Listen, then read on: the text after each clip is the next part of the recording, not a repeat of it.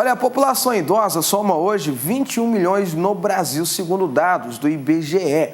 O número deve chegar a 32 milhões até 2025, conforme a estimativa da Organização Mundial de Saúde, a OMS. Isto graças à expectativa de vida que vem crescendo nas últimas décadas. Mas esse público ainda tem muitas demandas: saúde, transporte adequado e o respeito dos mais jovens, além de muitas outras carências. Acompanhe. Maurício utiliza o transporte público e tem muitas reclamações. Nós o acompanhamos para ver de perto as dificuldades que ele enfrenta no dia a dia. O local tem rampa de acesso, mas Maurício prefere a escada. Ele se agarra ao corrimão para vencer a subida. O aposentado tem artrose, o que torna os movimentos mais difíceis. No meio do caminho, a passos lentos, ele nos conta um pouco do que passa. Maurício diz que, dependendo do horário, é difícil entrar no ônibus. Na hora de entrar no ônibus, as pessoas mais novas e com saúde, aí avança, né? Aí tem aquela dificuldade para você entrar, você tem que segurar daqui e dali, tem hora que você até cai. Depois de 20 minutos de espera, o ônibus chega. Ele se mistura às outras pessoas e os degraus se tornam uma barreira quase intransponível. O coletivo está tão cheio que até perdemos ele de vista. Mas olhe só, ele está bem aqui. Conseguiu se sentar num assento reservado à pessoa na terceira idade, mas nem sempre é assim. Muitas vezes eu vou em pé, né? Porque não tem espaço, né? O povo já tá. Às vezes tem muitos idosos, outras vezes tem as pessoas, igual eu te falei, mais jovens, mas não dá um lugar para você. Dona Margarida também é usuária do transporte coletivo. Ela revela que muitas vezes se sente desrespeitada. Já levei cotoveladas, já levei pisões, já me empurraram. Tá no lugar, a gente pede para sentar, fala que eu já sentei muito, agora é a vez dele sentar. Em 2003 foi promulgado o Estatuto do Idoso, uma lei composta por 118 artigos que deveria garantir direitos à pessoa na terceira idade, como saúde, alimentação e lazer, entre outros. E mesmo 10 anos depois, este público ainda reclama por mais atenção. E por falar em saúde, é aí que as coisas se complicam. No cais do setor Garavelo, em Aparecida de Goiânia, a demora era só uma das reclamações. Tá uma coisa absurda, já estão lá reclamando. Aí a moça chegou lá na porta, procurou: tem alguém morrendo aí? Como disse, se tiver morrendo, então vai ser atendido. Se não tiver morrendo, não está atendido. A demanda é muito grande, falta um médico. O que acontece é isso. Quando o médico pede algum exame, consegue fazer? É rápido? Às vezes consegue, mas não é muito rápido, não. Se for os médicos não ser da emergência, aí a gente faz particular, né, para fora, aí até que faz. Dona Marli Pimenta tem casa própria, mas a única fonte de renda é a aposentadoria, que, segundo ela, não lhe permite ter a mesma qualidade de vida de quando trabalhava. Não sobra para comprar calçado, não sobra para comprar roupa. Para diversão, assim, em geral, não sobra. É só mesmo para despesa de comida. Se a gente não alimentar melhor um pouquinho, a gente adoece, né? Para o presidente do Instituto Brasileiro de Estudo e Defesa das Relações de Consumo, é importante se planejar para este momento e, quando ele chegar, é necessário repensar as finanças. Se adequar à nova vida dele. E é onde muitas vezes ele vai ter que cortar algumas regalias. Mas é interessante também colocar que esse aposentado, dependendo do valor que é feito a aposentadoria que ele vai receber, muitas vezes cabe revisão.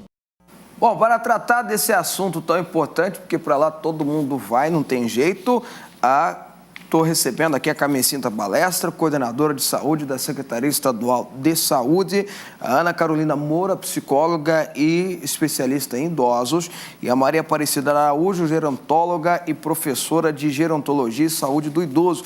E eu vou começar exatamente com a professora Maria Aparecida Araújo, perguntando para ela, para que ela possa fazer uma definição, se é que já não está tão claro para todo mundo, mas é sempre bom, do que seria a velhice, do que seria a fase idosa. Eu costumo dizer, quem reclama que está ficando velho, eu falo: olha, não reclama não, porque o contrário é pior, né?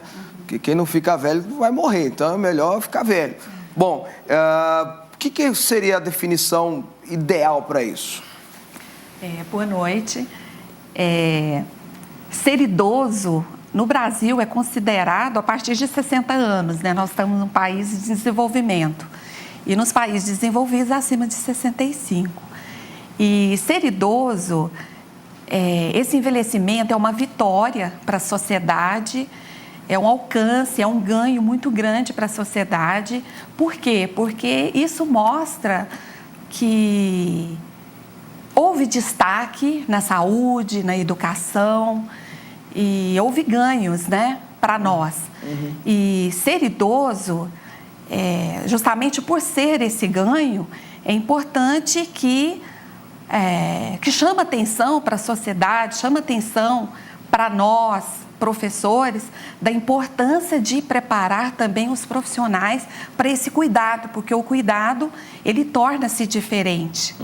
Então, é importante que esteja essa sociedade preparada para esse enfrentamento, porque as características se tornam diferentes. E a sociedade está preparada hoje? Porque se nós estamos envelhecendo, quer dizer que nós vamos ter mais idosos no Brasil. Né? E eu costumo dizer que os países, a gente sabe como que os países são desenvolvidos de verdade, da forma que ele trata o idoso, da forma que ele trata as suas crianças. Né? A verdade é essa. E, por exemplo, você vai nos Estados Unidos, em qualquer lugar, acabei de chegar da Europa, Portugal é assim, Inglaterra é assim, o idoso é super valorizado. Super valorizado, né? Você vai, ele está trabalhando, ele tem 80 anos trabalhando, se ele quiser ele continua trabalhando, se ele tiver condições e tal. Aqui o Brasil está preparado para isso? Olha, eu considero que poucos estão preparados. Então, assim, tem muito trabalho a ser feito. Porque na própria formação, a gente percebe, né, nós estavam comentando, né, Carmencita, que na própria formação, hoje, são poucas universidades que ainda se discutem sobre o idoso. E a gente percebe que hoje a assistência ainda tem um déficit muito grande. Então, é necessário discutir. A disciplina de gerontologia ainda é uma disciplina que ainda é pouco inserida dentro da universidade. E a gente percebe que quando surge especialização, a procura ainda é pouca. Então, assim... Isso é um descumprimento do próprio Estatuto do Idoso e da Política Nacional do Idoso, que define como obrigatória a inserção desse conteúdo nas universidades. E nós aqui na cadeira de medicina, não existe a disciplina geriatria ainda. Você vê. Aqui em Goiás? Aqui em Goiás. Então, é um descaso, eu diria, né, aqueles que formam esses currículos aí, dos gestores das universidades, em perceber que se hoje nós temos um contingente de pessoas envelhecidas em Goiás, vou falar especificamente de Goiás, cerca de 560 mil idosos, nós não temos uma formação em direito, em arquitetura, para que possa compreender a magnitude desse problema e atender as pessoas. Pois é, então vamos partir desse raciocínio também, que não é só médico que tem que estar preparado. Não, né? Porque nós temos vários profissionais aí que são utilizados, né, quando a pessoa envelhece. O que poderia ser feito para formar esses profissionais, além dos cursos? Será que uma campanha, uma educação da população no modo geral? Olha, existe uma tendência hoje, e se a gente fizer o levantamento nas monografias de final de curso, do interesse do graduando, do aluno pelo tema, até como uma possibilidade, um filão no mercado. Terceira idade hoje se vende bem. Mas a própria universidade ainda não se conscientizou da importância desses outros segmentos que saem da área da saúde, enfermagem, fisioterapia, educação física e medicina.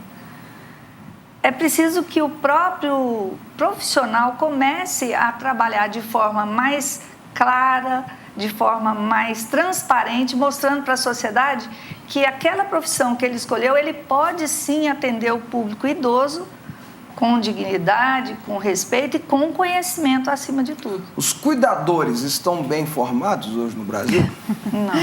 Não, de forma alguma. É uma boa pergunta, porque hoje tem muita gente que é cuidador só eu gosto de cuidar de idoso. Então agora, a partir de hoje, eu sou cuidador de idoso. Decide que vai ser cuidador porque ganha bem, né? Sim. Ganha E é mais que necessário, empregado assim, doméstico. eu penso, né, Carmencita, que é necessário, tem aparecido muito cursos de cuidadores. Então, isso é uma preocupação nossa justamente para a Mas tem qualidade. uma fiscalização da qualidade desses cursos?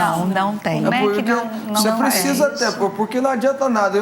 Por exemplo, Fábio, eu vou dizer assim, olha, eu vou montar um curso de cuidador de É o que tem idoso. acontecido. E aí eu monto da minha cabeça esse curso? Não, É o que ele tem tem acontecido. ele tem todo Tem que ter um preparo. Pois é, tem que ter um preparo, tem que ter uma... O Ministério da Saúde define para ser cuidador de idoso formal, para trabalhar no mercado de trabalho e disputar isso no mercado de trabalho, ele tem que ter 120 horas no mínimo.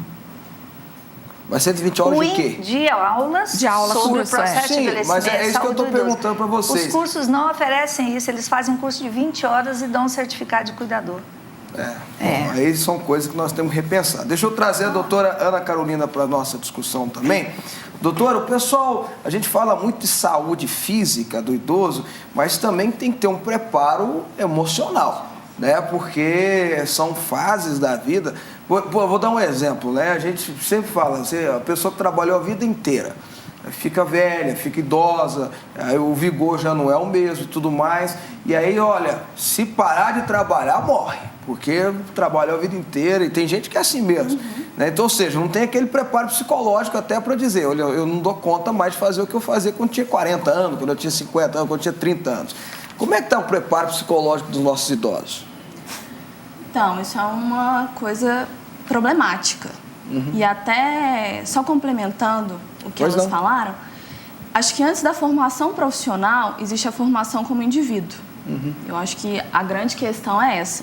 Então, antes de se formarem médicos, enfermeiros, fisioterapeutas, educadores físicos, tem que ter um conceito, uma percepção de como essa pessoa está inserida, como ela se percebe, como ela percebe o outro. Então, acho que isso é bem pouco Vem da mudança da discutido. sociedade também. Isso. E a nossa sociedade é uma sociedade que não valoriza, né? Como você falou, foi para fora.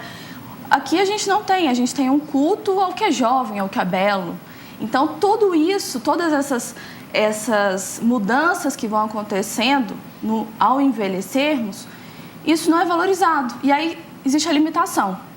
Eu sou extremamente atuante, trabalho, tenho uma vida laboral muito ativa. E, de repente, eu começo a perder um pouco dessa funcionalidade. Só que, ao mesmo tempo, eu adquiro uma série de outras questões, de outras habilidades, de outras qualidades importantes. Amadurecimento, sabedoria, experiência de vida. E isso é muito pouco valorizado aqui. Então, até pelos profissionais.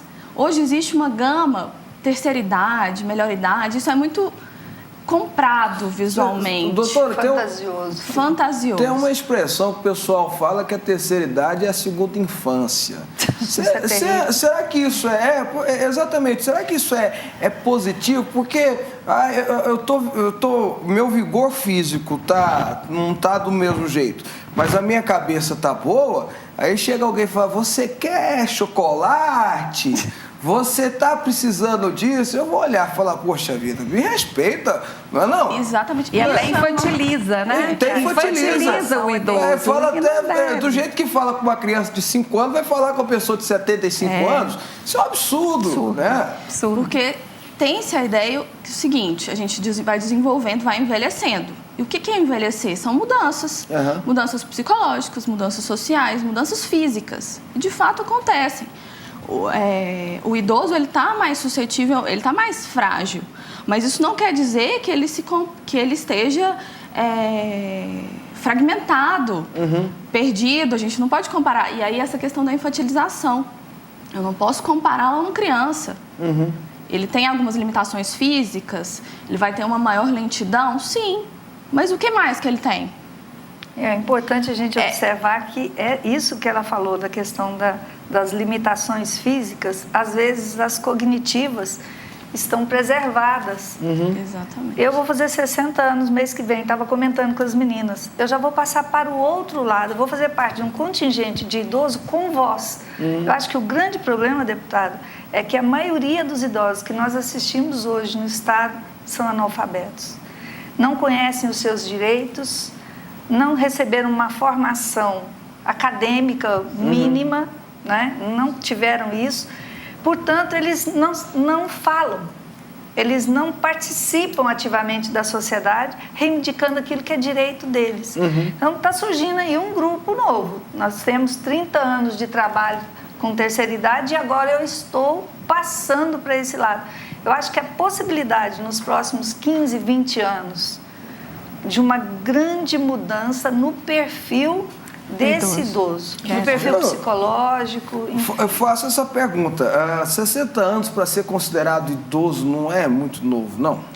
Em termos funcionais para alguns, porque, por sim. exemplo, se eu falar isso pro meu pai, que ele está virando idoso, ele vai até aproveitar que ele está fora do Brasil, nem vai assistir o programa, então não vai ficar bravo comigo.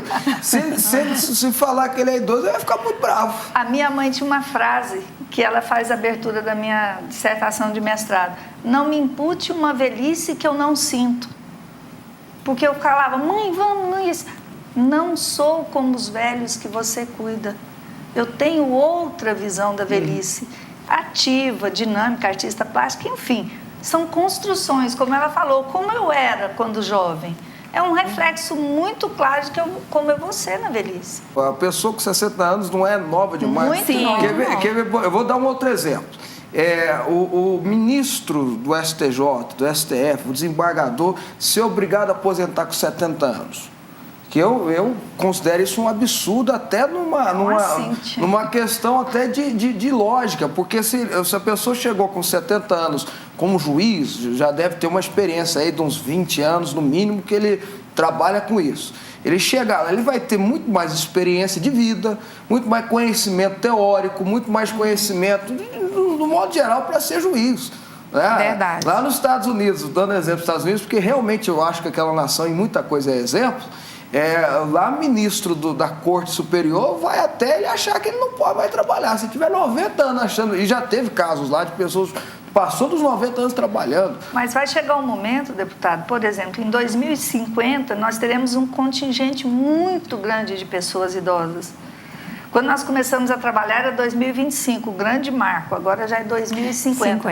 Não dá mais para pensar nesse sistema trabalhista onde aos 70 anos a pessoa, no auge às vezes da sua capacidade, ela seja impedida de continuar a sua função laboral. Exato. Então, o que acontece. Nessa faixa etária, ele encontra em pleno vigor mental e intelectual. Mas, na verdade, e com capacidade para desenvolver tudo isso. Aí você é obrigado a aposentar. E é obrigado a aposentar, mas a própria sociedade, às vezes, discrimina. Então, é um problema que a gente Vai haver uma mudança natural, até mesmo pela questão previdenciária. Eu me aposento, eu já deveria ter me aposentado há 4 anos atrás. Não aposentei, vou pela compulsória. Porque eu não entendo por que eu tenho que parar. Eu tenho que parar. A não sei que eu aposente e arrume meu trabalho e continuo. Mas eu não vejo porque esse conhecimento que a gente adquiriu ao longo desses 34 anos de carreira como docente universitário, você tem que deixar porque agora você fez 60 anos. Então, é uma discussão que precisa ser repensada. A Previdência não vai dar conta de manter isso. Já não dá conta, né? Hoje já não existe previdência. Não estamos responsabilizando a sociedade por envelhecer e ser ônus para a Previdência, nem bônus. Eu acho que é um fenômeno que o mundo não estava preparado. A nossa transição demográfica foi muito rápida, ou seja, passamos de ser o país de jovens dos anos 70 para ser um país envelhecido agora, em 2000. Então, é preciso repensar e, com isso, mudar políticas, né, de transporte, habitação, saúde, lazer, enfim. E aí, doutora Ana Carolina, falar uma coisa que a senhora falou de sociedade, né? A sociedade tem que entender também, né? Tem que parar de fingir que está dormindo num ônibus, sentado na cadeira, quando o idoso chega para se segurar, ficar em pé. Tem muito disso ainda, né? E é o que acontece, a nossa atual sociedade, ela não prioriza o idoso. Então, existem todos essa até a própria resistência, porque às vezes eu vou envelhecendo e eu me percebo de uma determinada forma. Só que existe uma influência muito grande do que essa sociedade, do que essas outras pessoas que são jovens pensam a respeito de mim. E isso bate. Então, às vezes, até eu tenho uma cabeça boa, envelheci com saúde, emocionalmente bem, só que eu não tenho esse apoio do meu contexto, das pessoas que convivem comigo. Então, isso é uma coisa que influencia bastante hoje. Até a questão da voz ativa desses idosos, né, de participação. E acredito, concordo com a Carmencita, que é uma coisa que vai mudando. Por quê? Nós seremos os idosos do futuro. Então, a forma como a gente envelhece hoje vai dizer como será hoje, essa população idosa. Teoricamente tem mais conhecimento, né?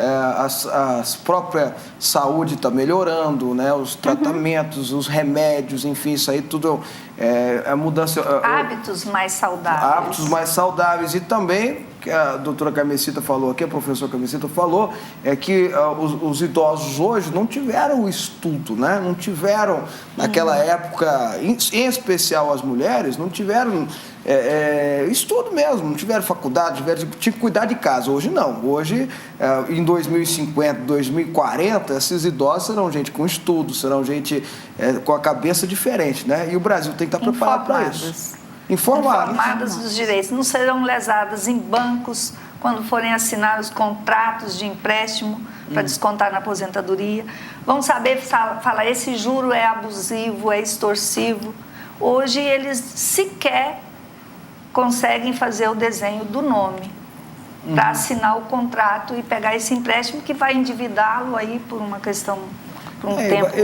E ainda tem muita gente aí, a gente vê essas matérias de filhos que aproveitam da enfermidade até muitas vezes dos pais ou da ingenuidade dos pais e fazem assinar contratos. Com certeza. Né, porque querendo ou não, o aposentado tem uma certa regalia para conseguir um empréstimo, por exemplo. Muito fácil hoje, né? Eu acho que deveria haver assim, um rigor maior em relação a esses empréstimos, porque os idosos estão deixando de comprar medicação e alimentação por conta desses empréstimos.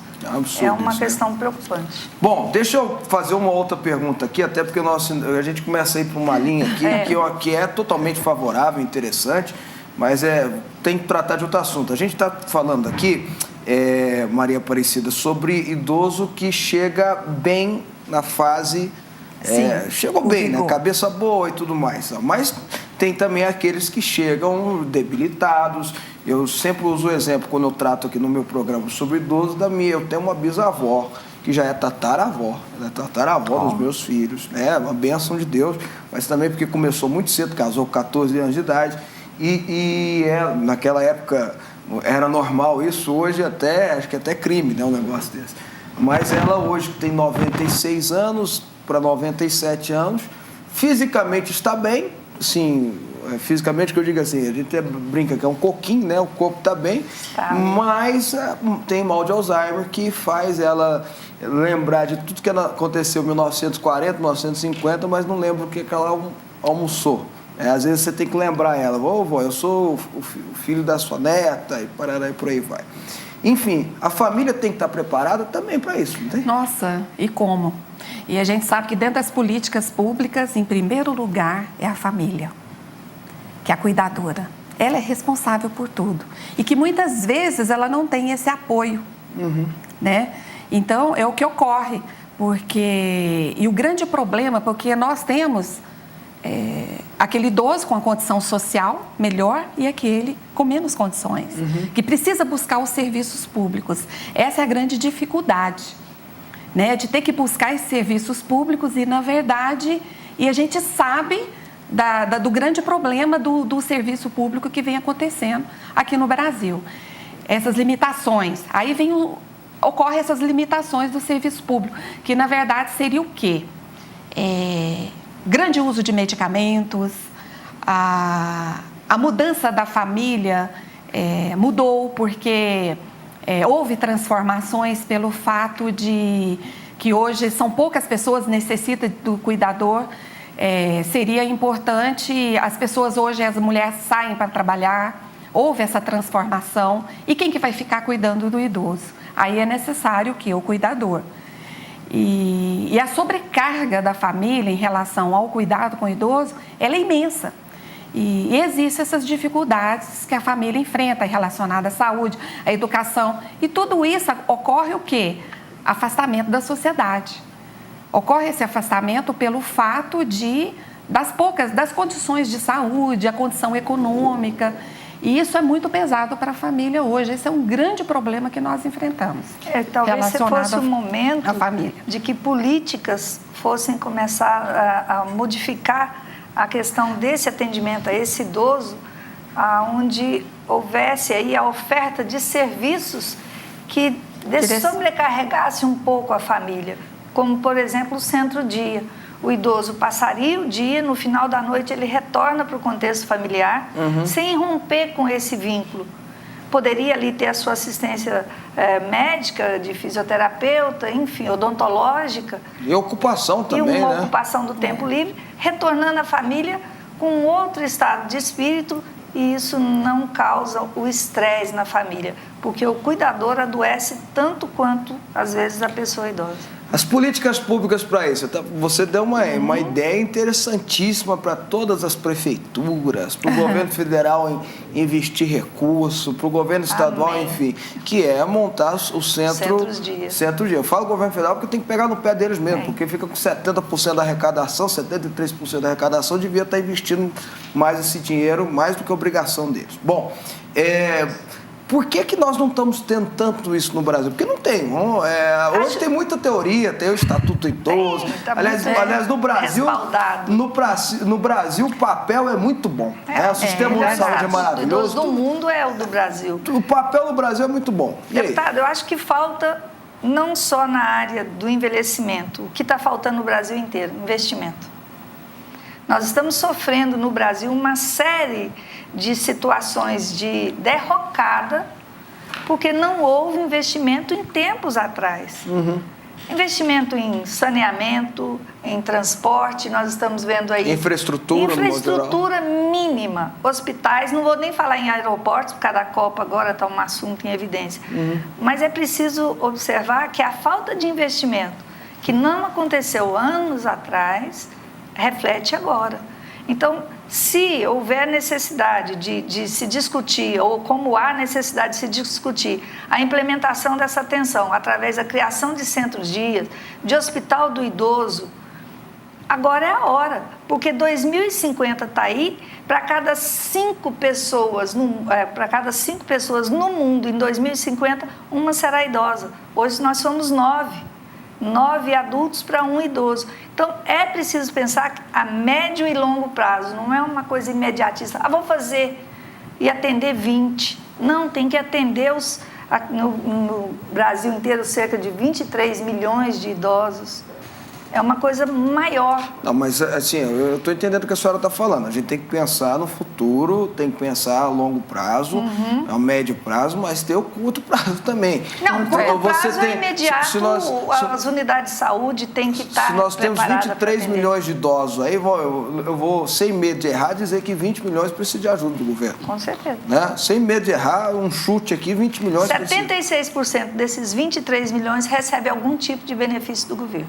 76%. Então, tem uma cobertura, quer seja através do BPC, né, ou de uma aposentadoria. Tem uma renda, ou Bolsa Família. Quer dizer, é um contingente grande, mas esse benefício, por si só, não dá conta de suprir as necessidades mínimas desses idosos. Eu percebo também, deputada, é muito interessante que, embora esses desafios se encontrem, mas é importante colocar que o Ministério da Saúde, com o trabalho na ponta, eu digo assim, nos serviços de saúde pública, eu tenho percebido, enquanto experiência, que eu trabalhei muitos anos na saúde pública, na saúde da família, então a gente convive com as famílias e com os idosos.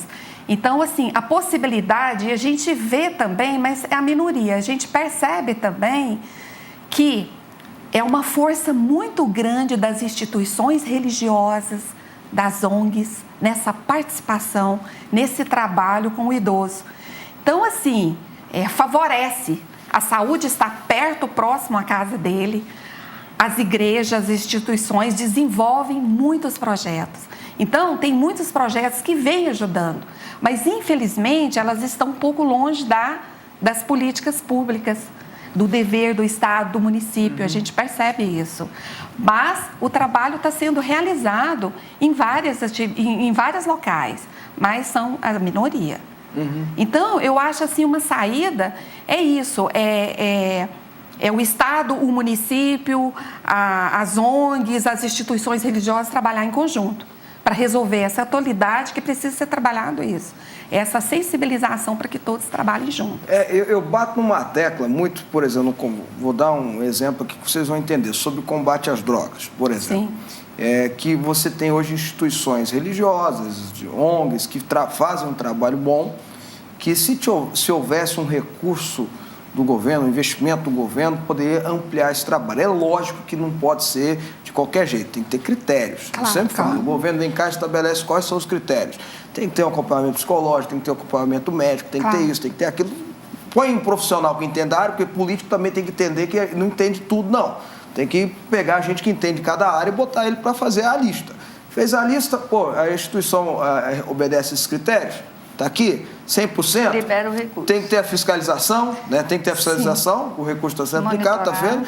Tudo mais. Então, libera o recurso e ele amplia. E aí uma instituição que atende 20 pessoas pode atender 40. Enfim, pronto. Será que a gente não pode trazer isso para os idosos também? Você tem lá instituições ou gente que quer paróquias. Eu vou dar um exemplo. Lar Santana de Inhumas. Conheço. Né? Faz um trabalho espetacular. Me procuraram, vieram conversar comigo, não tinha, eles queriam, junto com a OVG, a gente conseguiu uma ambulância para fazer o transporte, porque às vezes o idoso passa mal, para trazer para Goiânia, eles colocavam no carro deles lá, na maior boa vontade, e a gente sabe que não é bom, né? Bom, conseguimos, mas é um trabalho espetacular, ligado à Igreja Católica, ligado a pessoas da Igreja Católica, né? Enfim, que é um dos centros mais bem preparados para isso.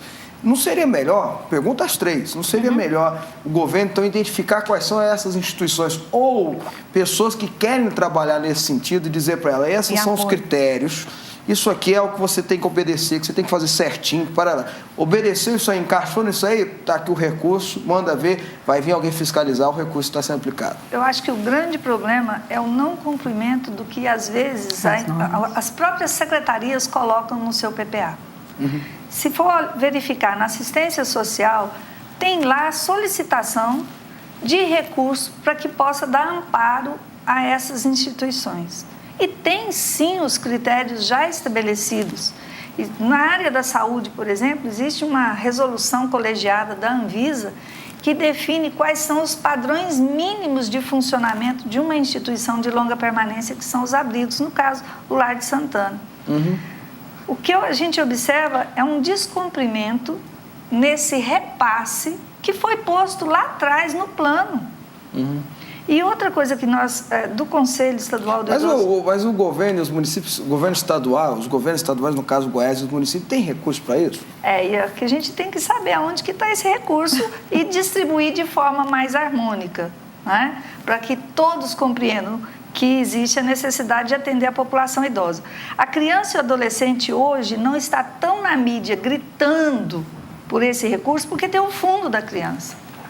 O idoso, nós estamos com um projeto já há 5 anos esperando a sanção do governador para criar um fundo do idoso que não onera o Tesouro Estadual. Ele é um fundo de captação de recursos, onde até 2% do imposto devido das empresas pode ser doado a esse fundo, o que ajudaria o Conselho, junto com a Secretaria de Cidadania, a definir prioridades na assistência, principalmente às famílias cuidadoras e às instituições de longa permanência. Então, o caminho provável para Goiás, mais rápido, resolver minimamente, é a criação desse fundo. Mas deixa eu bater numa tecla aqui. Tem recurso no governo federal? Porque... Quando a gente chega lá, eles falam que não. Pois é, mas é porque... Eu falo do pacto federativo, dessa discussão toda, que eu acho que no mínimo tinha que ser 50% a 50%, hoje é 73% e o resto fica para o governo do estado, para os estados, para os municípios, né? Mas 73% não, porque se arrecada. Fica na mão do governo federal. Então, por isso que eu pergunto, já que eles têm tanta grana, e tem mesmo, gente, o Brasil é o único país desses desenvolvidos ou em desenvolvimento e dos desenvolvidos, que a União tem tanto poder, tem tanto recurso financeiro. Não tem dinheiro lá, não tem grana lá não para ir atrás dos estados, municípios, apresentar projetos e dizer, olha, eu quero fazer algo para os meus idosos lá, não tenho dinheiro, estou precisando de dinheiro para fazer. O Fundo Nacional do Idoso, eu tive um encontro em Brasília no final do ano passado, eles tinham 2 milhões de recebimento. 2 milhões para o Brasil inteiro. Não é nada. Não é nada. Não é nada. Então, a Secretaria 2 Nacional milhões de seria um Direitos projeto Humanos, numa cidade, né? o MDS é que tem que verificar, como a saúde também tem que verificar qual o recurso que pode ser disponibilizado para melhorar a assistência a essa população. Então, em resumo, o Brasil não está preparado. Não está. Agora, assim, ajuda muito a questão, eu, enquanto professora, na formação, eu procuro desenvolver projetos de extensão com os alunos, com os estudantes, o qual colabora bastante. Eu tenho um projeto de extensão, Idoso e Cidadania, e ele colabora bastante com os estudantes que estão em formação. Na verdade, a gente faz parceria com as instituições religiosas e naquele local, naquele bairro, a gente desenvolve atividades com idoso. E muito interessante que esse projeto, ele traz pesquisa, conhecimento e resolutividade. Então, colabora muito. Mas, como nós falamos no início, dentro da formação tem pouca disciplina ainda, né, relacionada, mas como sugestão na formação já começar a desenvolver a universidade, a escola. Não precisa ser só na universidade, mas desde a escola primária, dentro desse poderia estar link desenvolvendo atividades junto aos idosos. Existe um grupo de instituições do governo e não governamentais, da RENAD, a Rede Nacional dos Direitos da Pessoa Idosa. E nós fizemos já em 2 edições o concurso de redação nas escolas da rede municipal e da rede estadual, sobre qual a percepção que a criança tem do idoso e da sua família. Então, é uma coisa muito interessante, porque nós estamos preparando, né, abrindo um link de discussão dentro da escola do processo de envelhecimento, onde eles fazem desenhos de como eles veem os avós, ou quem é o velho que eu amo, referência né? de velho. Quem é o idoso que você convive, quem você cuida ou que você faz por ele. E as redações são lindíssimas. Isso é muito interessante. Já tem em escolas infantis, tem algumas escolas que trabalham com isso, que é valorizar o que esse idoso tem a oferecer. Então, muitas trazem, né, tem o dia dos avós, e trazem esses avós para a escola para ter essa convivência, né, para não isolar, né, para não tirar o idoso do convívio. Já, né, existem algumas perdas próprias da questão da idade, mas é uma inserção novamente dessa questão, faz com que ele se sinta útil. Então, o que você tem a oferecer? Isso aproxima, porque faz com que essas crianças sejam formadas de uma forma diferente, essa construção histórica vai se modificando e só tem a ganhar, né? Isso a questão intergeracional que, buscando a lei, está lá. Já está escrito. Garantir ações de intergeracionalidade. Para variar já está escrito. Não, é porque é verdade. Se você for estudar as leis brasileiras, você que está me assistindo, vai ver que é maravilha, gente. O Brasil que no papel é bonito. É bonito. O Brasil que no papel dá certo. Bom, falta colocar na prática. Mas eu fico feliz, o tempo já estourou, já faz tempo, mas eu fico feliz de ouvir a doutora Ana Carolina falar isso, de que algumas escolas já estão fazendo o Dia do Idoso, algo que já é tradição. Desculpa eu falar de novo, gente, eu não quero que você fique com raiva dos Estados Unidos, não, mas já é tradição nos Estados Unidos há muito tempo. A escola, o dia do avô, né? No dia do idoso, não, o dia do avô, que a criança leva o avô para a escola, passa o dia na escola, o avô, a avó, o dia na escola é um jeito dele valorizar o avô. Cada avô lá na tradição americana, cada avô conta um pouquinho da história e tal, e toda a criançada escuta. Quem sabe se a gente fazer isso no Brasil já não começa a valorizar mais isso, né? Quero agradecer aqui a doutora Carmesita Balestra, coordenadora de saúde do idoso da Secretaria Estadual de Saúde. Obrigado pela participação. Obrigada, eu que agradeço. Doutora Ana Carolina Moura, psicóloga e especialista em idoso. Obrigado pela participação. Muito obrigada. doutora Maria Aparecida Araújo, gerontóloga e professora de Gerontologia e Saúde do Idoso. Obrigado pela participação. Obrigada a você. E eu vou ficando por aqui, espero que a gente possa ter esclarecido você um pouquinho aí de que para lá todos nós vamos. Então, se a gente ficar com um pouquinho mais reflexivo, vai não só valorizar que é idoso e importante para a gente, na nossa família, na nossa vida, mas a gente vai estar valorizando o nosso próprio futuro. Boa noite, que Deus abençoe a todos.